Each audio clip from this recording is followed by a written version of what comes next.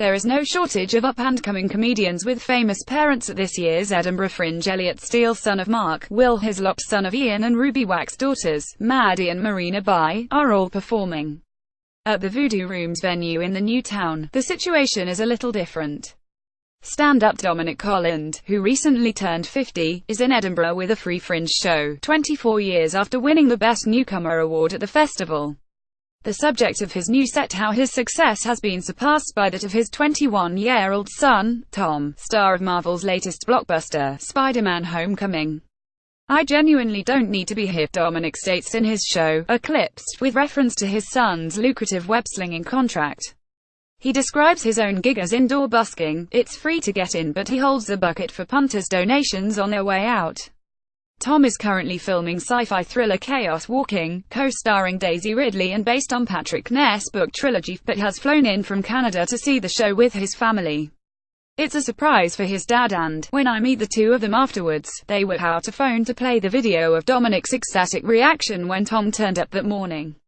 Dominic is cock-a-hoop about Tom's career, which has included playing Billy Elliot on stage and winning a BAFTA Rising Star Award. "I find it pressurizing coming to the Voodoo Rooms to do my hour of comedy. To do a movie that's going to be seen around the world by tens of millions, that's a hell of a pressure." Tom, meanwhile, thinks stand-up is definitely the scariest part of the entertainment business. He remembers being petrified giving his 90-second BAFTA speech, and I knew exactly what I was going to say. It didn't matter if it was funny. Tom Holland in Spider-Man: Homecoming. He credits director John Watts with grounding a character who has been flying so high in the sky for so long. Photograph Chuck Zlotnick. However, he admits that while promoting Spider-Man: Homecoming at fan conventions, he would confidently go on stage in front of 2,500 people and talk about the movie. "Obviously, the movie is something I know every single part of. It's very easy for me to talk about," he says. "And in these events, everything I say people laugh at because they're there to see you, they're happy to see you. Everything you say is funny." His dad bursts in, "That would be awesome." Tom goes on, "I remember coming off stage and thinking, wow, I am fucking hilarious. I rang Dad up and was like, Dad, listen, I'm doing these shows and I'm killing it. I'm really thinking stand-up is something I could do." His dad asked him to imagine telling a joke that no one laughs at. "And I was like, oh, that doesn't sound like something I want to do." Mum must have countless Spider-Man costumes that all of us boys have worn through the years. Tom Holland, Dominic's 4 sons, haven't often seen their dad perform live. "When I was on telly, Tom was a very little boy," he explains. "I've not been on television for 15 years.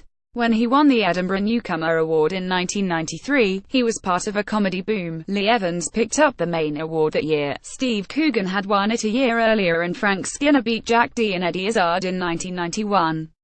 It's been 10 years since Dominic was at the Fringe. Why return? Now I was very reticent about coming again," he says. "I had a crisis of confidence and ran away from being a stand-up for a while. Edinburgh is the most pressurized environment to do comedy. You get an hour, there's no compare, you'd better be on the money straight away, you've got journalists in. I was able to not need to do Edinburgh. I got my level of fame, it probably wasn't going to increase, and that was enough for me to make a living. But I wanted to come again because I got my head together. I got tired of people saying, where can we see you work, and you know what I don't like, false modesty. I know I can make people laugh, and I thought to myself, why wouldn't you do Edinburgh again if you can do it? I was very lucky that I got my head together over a number of years, and that sort of coincided with Tom's real elevation to the A-list. This isn't cynical thing on my part. I didn't think I'll go to Edinburgh when Spider-Man's out. They just coincided. The origins of Eclipsed lie in a blog, and then a book that Dominic wrote charting his son's meteoric rise and contrasting it with his own experiences in Hollywood as a writer. He says Tom's success is remarkable. Tom's an ordinary boy. He hasn't gone to stage school. We're an ordinary family. He is keen to stress that he and his wife, Nikki, aren't pushy parents. They now find themselves in the unusual position of seeing their son dress up as a superhero, not for a children's party but for a vast global audience. Mum must have countless Spider-Man costumes that all of us boys have worn through the years, says Tom. At a time when actors carefully manage their own brand, it's startling to watch the father of one of the world's biggest movie stars perform a comedy show in which he talks about needing to urinate while having an erection and jokes that, with the state of her pelvic floor, it's a good job his wife doesn't find him funny. Other sections of his set, which goes down a storm with the audience, feature stories of injuring himself on a children's scooter, deliberating over National Trust chutneys and assorted domestic mishaps. Has Tom flown the nest? He lives at home, says Dominic before Tom interjects, well, I kind of live at home. They speak to each other every day. It's surprising to hear him say his dad is still very much involved in the decision-making of my career and that he asks for feedback from him on scripts he is considering. Mind you, if I need to be funny, then who better to go to than your comedian dad? Underneath its slick action sequences, Spider-Man Homecoming is at heart a high school comedy. One scene directly pays homage to Ferris Bueller's Day Off, and Tom displays great comic timing.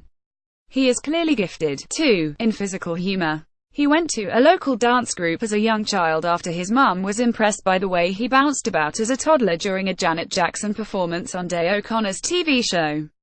When he was older, his dance class put on a show at the Royal Ballet School White Lodge, and it was suggested that he attend an open audition for Billy Elliot.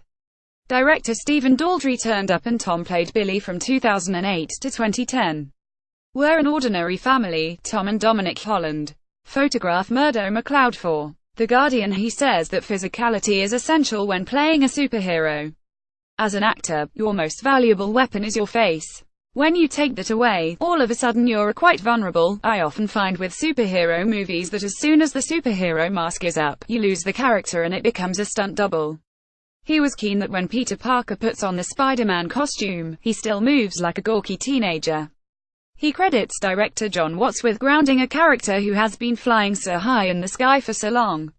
It was Tom's idea that Tom attend an American high school undercover for a few days, as his experience of British schools was so different. New York high schools are so diverse. I was in the minority at that school. I think that really informed John Watts to make a very important and clever decision to make the cast so diverse. Tom has wrapped the third Avengers film, Infinity War, and now there's Chaos Walking to complete. What about Spider-Man 2? I don't know anything, he says. Dominic swiftly adds, I'm trying to get a part in it. I can't tell if he's genuinely angling for a role opposite Tom, but his son replies with perfect comic timing. Well, find something, he quips.